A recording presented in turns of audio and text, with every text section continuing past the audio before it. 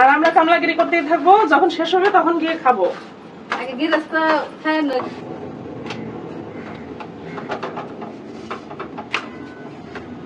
একদিকে রুটি বানানো হচ্ছে, আরেকদিকে মনির মা হয়েছে রুটি ভাজতেছে, আরেকদিকে গরু মাংস গরম হইতেছে। আজকে সেই লেভেলের খানা দানা, মনির মার পছন্দের খানা।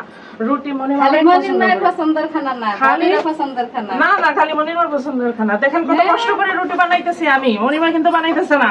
তাহলে কার পছন্দের জন্য বানাইতেছি? আমি বাঁচতেছি। বানানি কষ্ট না, ভাজা কষ্ট। ওইটা দর্শকরাই বলুক কোনটা কষ্ট, কোনটার কষ্ট বললেন দর্শকরা। আগুনের দ্বারা খাওয়ার লাগতেছে।